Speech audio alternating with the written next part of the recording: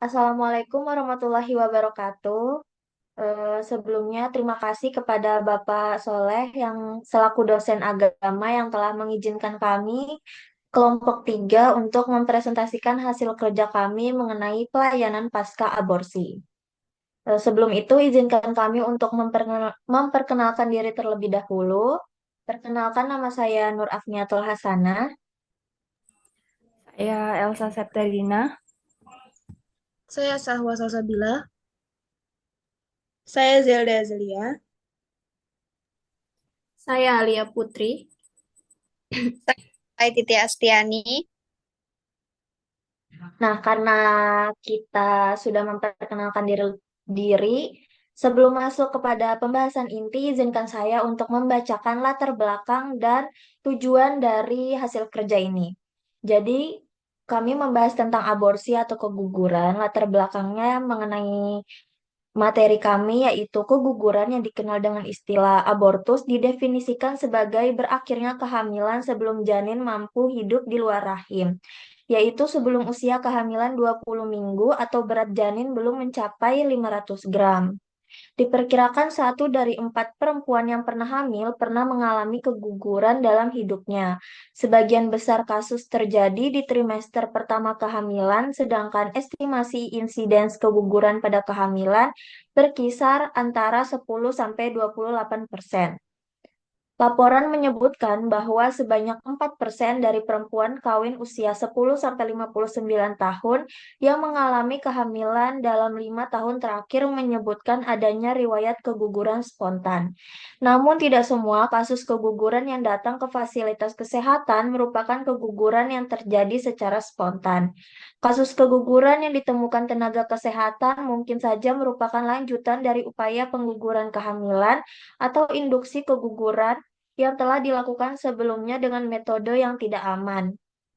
1 dari 4 perempuan yang melakukan induksi keguguran yang tidak aman beresiko mengalami disabilitas sementara maupun permanen yang membutuhkan pelayanan medis.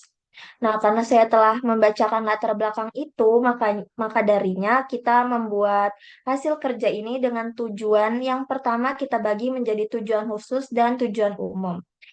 Tujuan khususnya dalam pembuatan ini adalah untuk memenuhi tugas yang diberikan oleh Bapak Soleh selaku dosen kampus C Poltekkes Kemenkes Kalimantan Timur pada mata kuliah agama.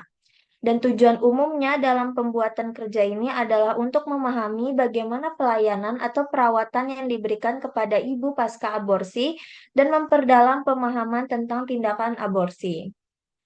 Selanjutnya kita masuk ke materi inti. Yang pertama akan dijelaskan oleh teman saya. Baik, di sini saya akan menjelaskan mengenai aborsi. Aborsi adalah praktik menghentikan kehamilan dengan jalan menghancurkan janin dalam kandungan. Alasannya beraneka ragam, tetapi di Indonesia aborsi hanya bisa dilakukan karena alasan medis dan untuk korban pemerkosaan. Jadi, praktik ini memang masih menuai pro dan kontra, sebab ada beberapa negara yang melegalkan praktik aborsi, sementara negara yang lain masih menganggapnya sebagai tindakan ilegal. Sementara di Indonesia, aturan mengenai aborsi diatur dalam Pasal 75 Undang-Undang Nomor 36 Tahun 2009 tentang Kesehatan.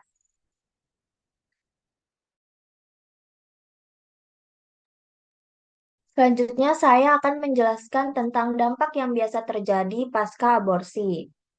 Dampak ini dibagi menjadi dua, yaitu kondisi mental dan kondisi fisik. Yang pertama yaitu kondisi mental. Bagi sebagian orang, entah karena kondisi medis tertentu ataupun dilakukan secara sengaja, aborsi bisa meninggalkan efek traumatik mendalam, bahkan depresi. Hal ini umumnya disebabkan karena munculnya rasa bersalah dari dalam diri mereka karena sudah membunuh nyawa janin dalam kandungannya. Yang kedua yaitu kondisi fisik. Ada beberapa kondisi fisik yang biasa dialami oleh ibu pasca aborsi. Yang pertama mengenai pendarahan berat. Pendarahan disertai dengan demam tinggi dan gumpalan jaringan sebesar bola golf. Pendarahan bisa terjadi selama 2 sampai 12 jam. Jika kondisi tidak mendapat penanganan medis segera, kehilangan nyawa menjadi komplikasi yang bisa saja terjadi. Yang kedua yaitu kerusakan rahim. Kerusakan rahim meliputi kerusakan leher rahim, adanya lubang pada rahim, dan luka robekan pada rahim. Sejumlah kondisi tersebut biasanya tidak terdiagnosis. Kondisi baru akan terlihat saat melakukan pemeriksaan visualisasi laparoskopi. Dan yang terakhir itu ada infeksi. Infeksi menjadi salah satu dampak aborsi yang dapat berlangsung selama 3 hari atau lebih. Infeksi terjadi akibat leher rahim yang dipaksa melebar. Pelebaran tersebut memicu bakteri dari luar masuk ke dalam tubuh dengan mudah. Infeksi biasanya terjadi pada rahim, saluran tuba, dan panggul. Selanjutnya akan dijelaskan oleh teman saya. Selanjutnya saya akan menjelaskan tentang tindakan yang harus dilakukan dan dihindari pasca aborsi. Yang harus dilakukan yaitu memijat perut dengan lembut dan membantu mengurangi rasa kram di area perut bawah. Yang kedua, memijat punggung agar lebih rileks. Yang ketiga, menghabiskan obat dan antibiotik yang telah diresepkan dokter.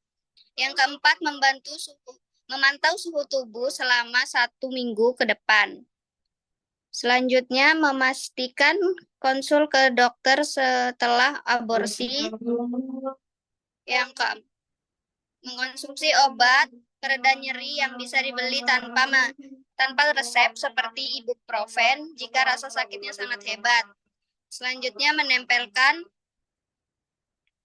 air panas ke perut atau punggung untuk mereda nyeri.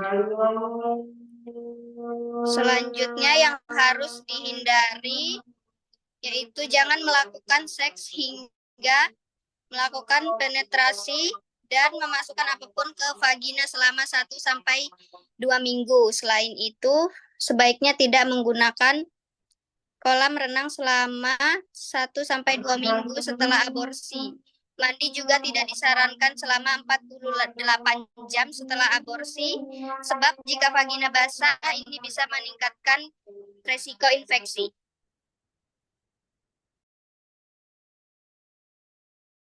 Tujuan pelayanan tindakan pasca aborsi yang pertama ada mengidentifikasi kebutuhan fisik dan emosional, yaitu memberikan konseling untuk mengenal dan menjawab kebutuhan fisik dan emosi perempuan, serta menangani kekhawatiran lainnya terkait kehamilan yang gagal. Yang kedua, menyelamatkan nyawa ibu, yaitu melakukan intervensi medis penting untuk menyelamatkan nyawa ibu dan menurunkan angka kematian. Yang ketiga, contoh komplikasi klinis, yaitu menggabungkan atau mencegah terjadinya komplikasi yang mengancam jiwa seperti infeksi dan kegawat darurat medis.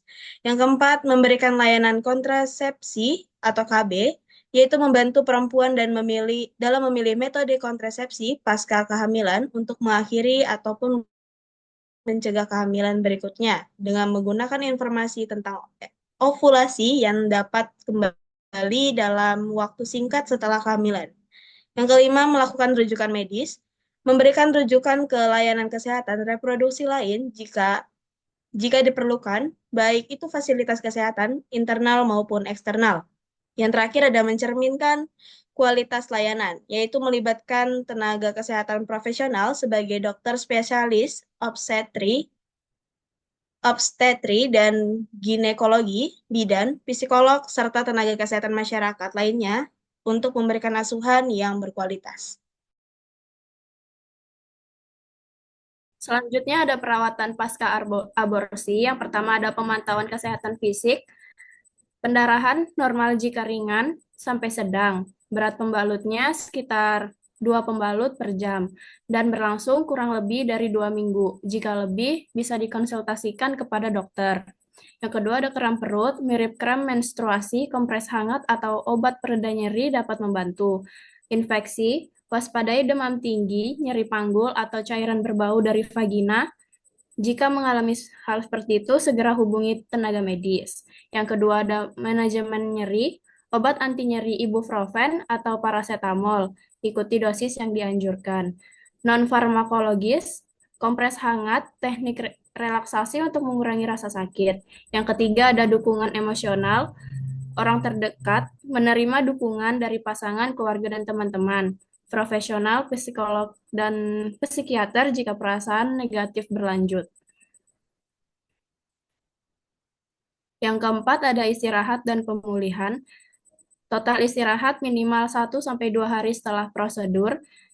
Aktivitas ringan, hindari olahraga berat atau aktivitas fisik yang menguras tenaga selama minggu pertama. Yang kelima ada pencegahan infeksi, kebersihan pribadi, gunakan pembalut bersih dan jaga kebersihan area genital. Waspadai gejala infeksi seperti demam tinggi, nyeri panggul tidak biasa, atau cairan berbau dari vagina. Yang keenam, konsultasi tindak lanjut, pemeriksaan kesehatan kontrol rutin untuk memastikan pemulihan baik dan tidak ada komplikasi. Kontrasepsi, diskusikan metode kontrasepsi dengan dokter sebelum meninggalkan fasilitas kesehatan. Selanjutnya, untuk mencegah komplikasi-komplikasi pasca aborsi, yang pertama yaitu memilih layanan aborsi di awal kehamilan. Yang kedua, mematuhi petunjuk perawatan pasca aborsi dari profesional kesehatan. Yang ketiga, mengonsumsi antibiotik yang diresepkan untuk mencegah infeksi. Yang keempat, mencari pertolongan medis segera jika mengalami pendarahan yang semakin parah, nyeri, atau tanda-tanda infeksi. Yang kelima, tidak menggunakan tampon atau melakukan hubungan seksual selama 2 minggu setelah aborsi. Tidak mandi selama 48 jam setelah aborsi. Yang ketujuh, minum obat yang diresepkan dan ikuti jadwal dokter. Yang kedelapan, mencuci tubuh dan alat kelamin dengan air hangat yang bersih. Yang kesembilan, istirahat, jangan melakukan pekerjaan berat selama 2-4 minggu. Dan yang terakhir, makan makanan bergizi untuk memulihkan kesehatan. Baik, selanjutnya akan dibacakan kesimpulan dan saran. Baik, di sini saya akan membacakan kesimpulannya. Berdasarkan uraian asuhan pasca aborsi di atas, maka dapat disimpulkan bahwa konseling adalah bagian integral dari pengasuhan pasca aborsi. Tujuannya adalah untuk membantu perempuan memahami kondisi mereka, memberikan dukungan psikososial, serta merencanakan kehamilan berikutnya dan penggunaan kontrasepsi. Tindakan medis yang tepat diperlukan untuk mencegah dan menangani komplikasi, seperti infeksi ataupun anemia. Ini termasuk manajemen nyeri atau evakuasi sisa hasil kontrasepsi jika diperlukan. Penyediaan layanan kontrasepsi penting untuk membantu perempuan merencanakan kehamilan di masa depan. Pendidikan mengenai penyebab kehamilan, apa yang diharapkan setelah kehamilan, serta pentingnya perencanaan kehamilan harus diberikan kepada pasien. Hal ini dapat dilakukan melalui media edukasi seperti poster atau sesi informasi langsung. Baik, di sini saya akan membacakan saran. Aborsi harus dipertimbangkan dengan hati-hati dan hanya dilakukan dalam keadaan darurat. Oleh karena itu, keputusan untuk melakukan aborsi tidak boleh dianggap enteng. Aborsi harus dilakukan oleh profesional yang terlatih dan terdaftar. Hal ini untuk memastikan operasi dilakukan dengan aman sesuai dengan standar medis dan mengurangi risiko komplikasi terhadap kesehatan wanita. Tenaga kesehatan profesional juga dapat memberikan dukungan emosional dan informasi yang dibutuhkan perempuan untuk mengambil keputusan. Secara keseluruhan, keputusan untuk melakukan aborsi harus diambil dengan pertimbangan dan tanggung jawab, dengan menghormati nilai kehidupan dan mempertimbangkan kondisi dan kebutuhan individu yang terlibat. Baik, karena sudah dibacakan kesimpulan dan sarannya, izinkan saya untuk menutup presentasi kami. Mohon maaf apabila ada kesalahan atau penyebutan dari apa yang kami presentasikan. Semoga hasil kerja kami ini bisa menambah wawasan dan pengetahuan banyak orang mengenai perlunya memahami dan mengerti tindakan pelayanan pasca aborsi. Kami tutup presentasi kami, kurang lebihnya mohon dimaafkan. Wassalamualaikum warahmatullahi wabarakatuh.